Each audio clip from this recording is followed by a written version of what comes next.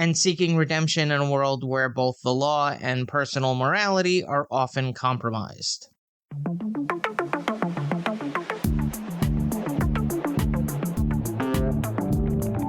Just what you've been waiting for.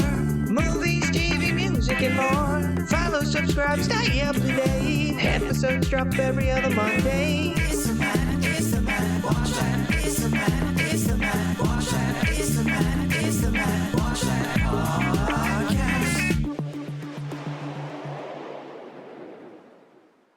Welcome to the Matt Watch That podcast, the place for reviews, rants, and randomness.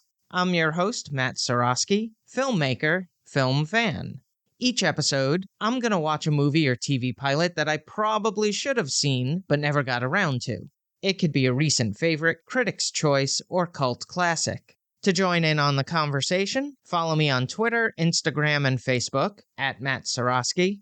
You can subscribe to my YouTube page where I'll post videos and clips from the show. If you have any opinions on what I've discussed, or suggestions as to what I should see next, use the hashtag MattWatchThat on social. Before we start, the Primetime Emmy Awards are taking place on September 14th, so I'm going to give you my predictions for this year's ceremony. Severance leads the way with 27 nominations, followed closely by The Penguin with 24. The White Lotus and The Studio share the third spot with 23. Now, I'll be honest, I've fallen completely out of watching television. I don't think I've seen any of these shows, so what I'm basically saying is don't place any bets on this.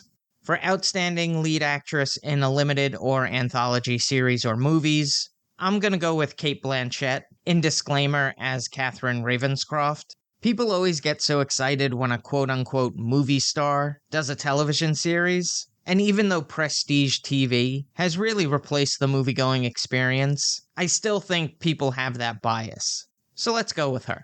Outstanding Lead Actor in a Limited or Anthology Series or Movies.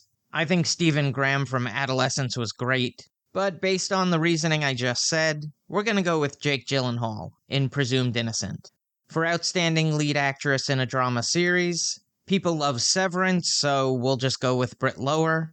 Outstanding Lead Actor in a Drama Series. Now I'm tempted to go with Adam Scott, but Pedro Pascal has been riding that wave of popularity, which has crested and is now falling on the other side of people trying to hate him for no reason, really.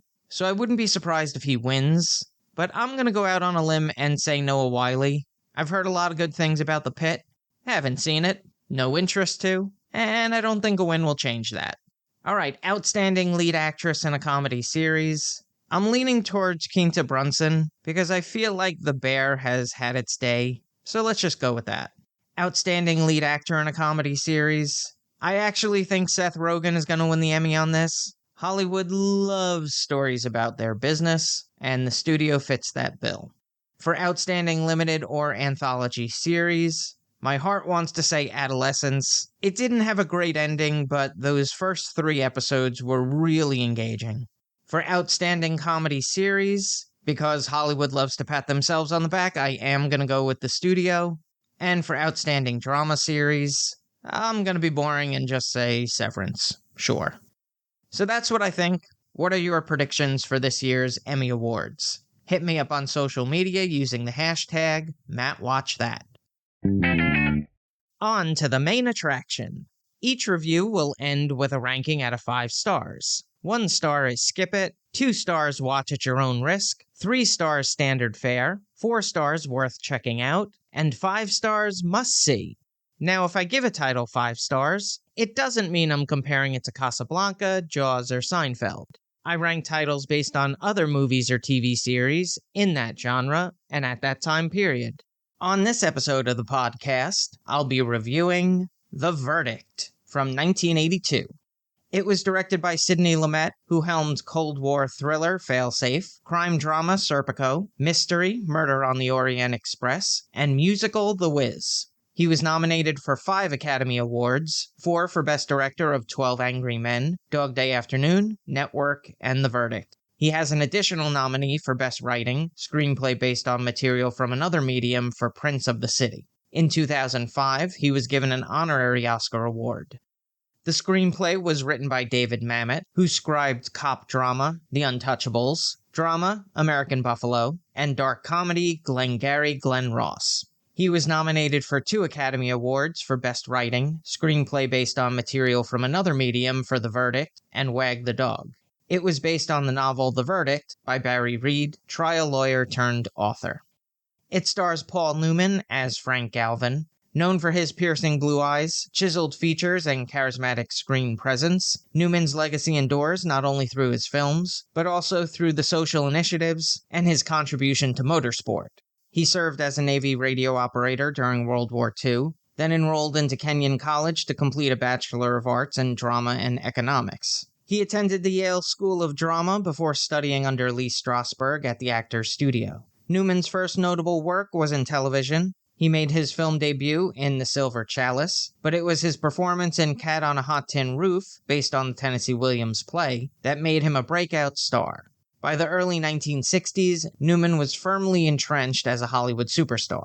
The Hustler showcased his magnetic performance as Fast Eddie Felson, a talented yet flawed pool hustler.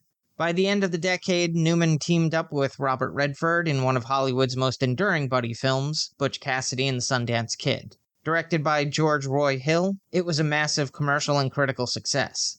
They reunited in 1973 for The Sting, a caper film that went on to win 7 Academy Awards, including Best Picture, and cemented Newman's versatility as an actor in various genres. In 1986, Newman returned to the role of Fast Eddie Felson in The Color of Money. His performance earned him an Academy Award for Best Actor, a long-awaited recognition that solidified his place as a Hollywood legend. His role in Road to Perdition, a film about crime and family loyalty, marked his final great performance and earned him a nomination for Best Supporting Actor.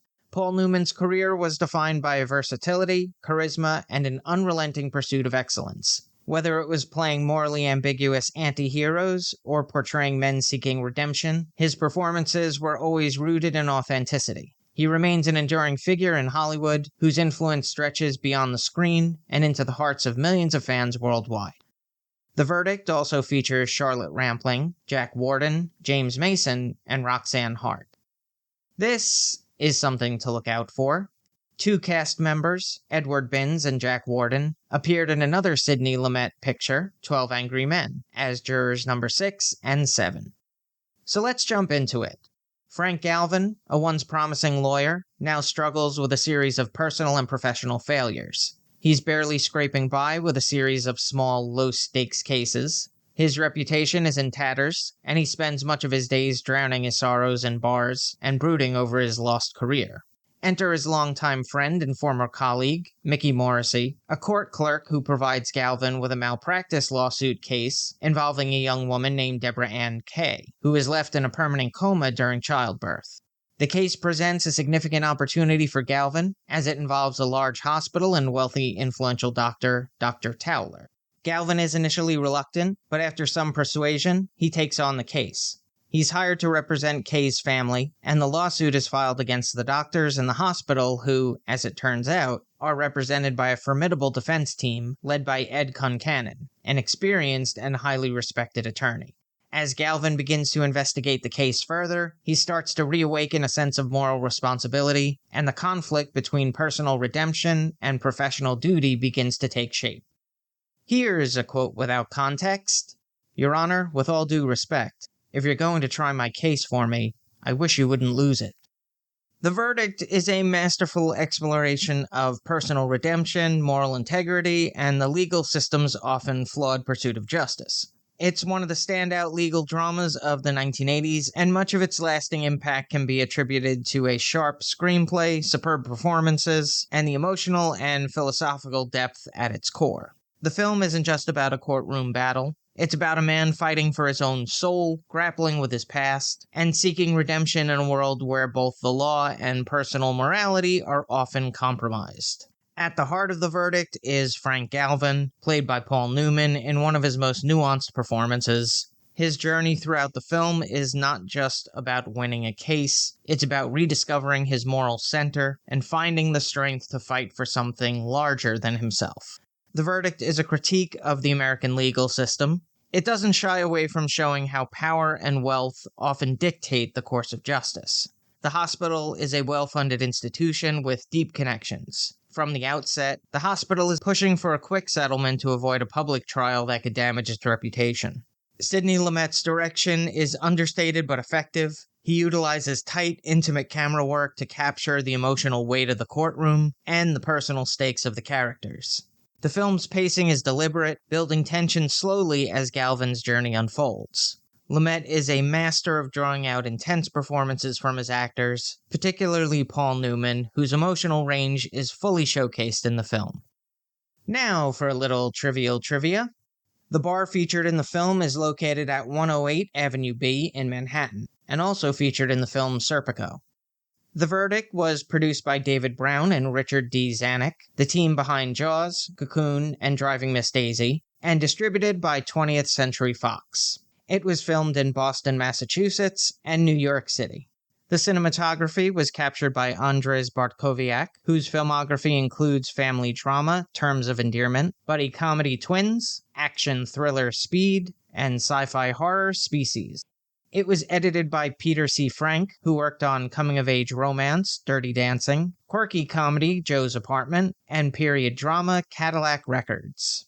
The score was composed by Johnny Mandel, who wrote the music for war comedy MASH, family fantasy Freaky Friday, and sports comedy Caddyshack.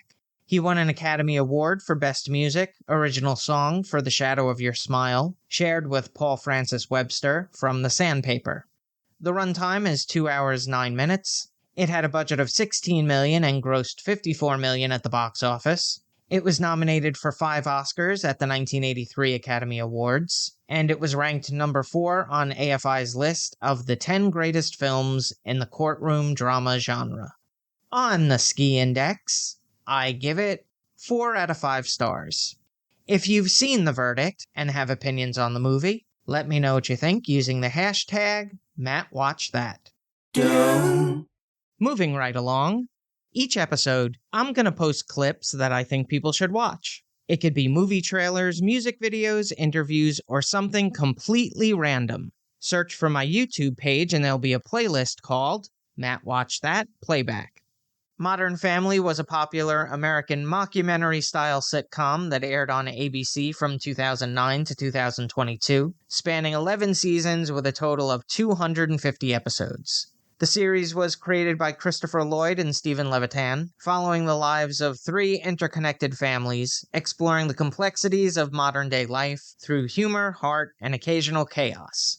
There are 3 distinct families: the Pritchetts, Jay Pritchett, a wealthy, somewhat gruff patriarch of the family, who's married to Gloria Delgado Pritchett, a much younger, fiery Colombian woman. They have a son, Manny, from her previous marriage, and he has 2 grown children, Claire and Mitchell. Claire is married to Phil Dunphy, a goofy yet lovable real estate agent. They have 3 children, Haley, a somewhat ditzy teenager, Alex, the intelligent, studious middle child, and Luke, their quirky and mischievous younger son. The Pritchett-Tucker family follows Mitchell, a lawyer who's married to Cameron Tucker, a stay-at-home dad with an over-the-top personality. They've adopted a daughter named Lily. The show humorously portrays the joys and struggles of raising children, managing relationships, and adapting to modern family structures. Modern Family showcases a diverse array of characters, including multicultural marriages, adoption, and same-sex parenting, reflecting the evolving landscape of modern families. The series is known for its witty, fast-paced humor, physical comedy, and heartfelt moments. The characters often find themselves in awkward, over-the-top situations, but ultimately come together with love and support. Now, I didn't initially get into Modern Family. I was going through a phase where I didn't watch much broadcast television. But eventually I started watching in syndication, and caught up on the series by buying the DVDs. Now, the thing that I miss the most about DVDs are the extra features. And if you've been listening to this podcast for long enough, you know that I love bloopers. And every season of Modern Family has at least an 8-minute to 12-minute blooper reel. And they are hilarious. It really gives you some insight into these actors and their relationships, the way they are on set but off screen. But I do have to admit, Sofia Vergara is the absolute best. Her bloopers are so funny, and she's the first one to laugh at her mistakes.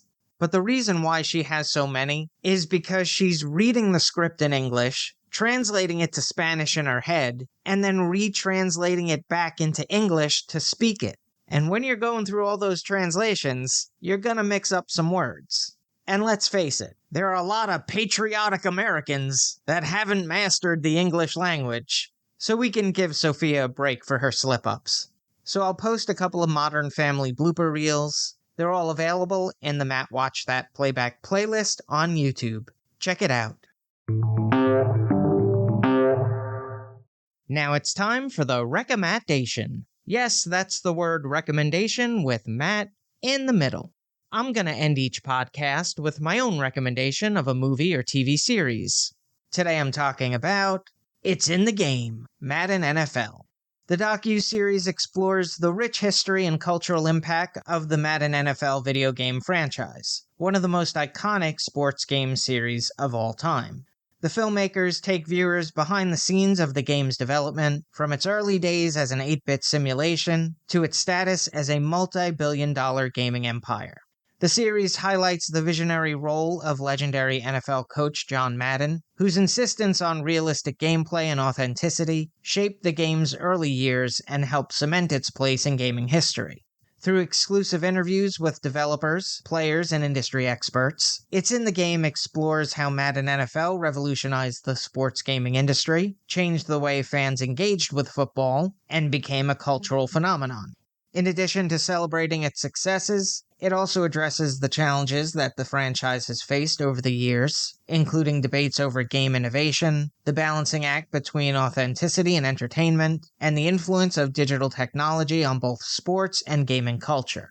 With rare archival footage and fresh perspectives from key figures involved in the game's creation, It's in the Game Madden NFL offers a deep dive into the legacy of one of the most enduring video game franchises in history, illustrating how it helped define the gaming world while leaving a lasting impact on football culture.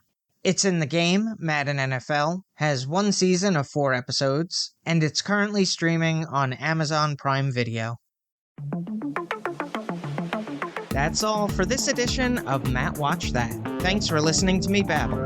You can follow me on Twitter, Instagram, and Facebook at Matt Seroski.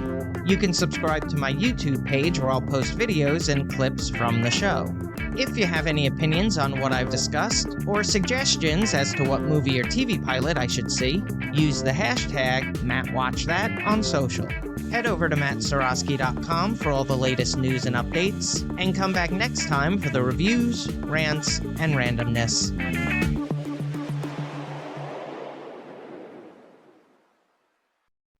He attended the Yale School of Drama before studying under Lee Strasberg at the Stacker Studio. Whether it was playing morally ambiguous, I suddenly became a robot. Who's married to Gloria Delgado Princess? I sound like Sofia Vergara. Galvin is relationally reluctant. Oh boy.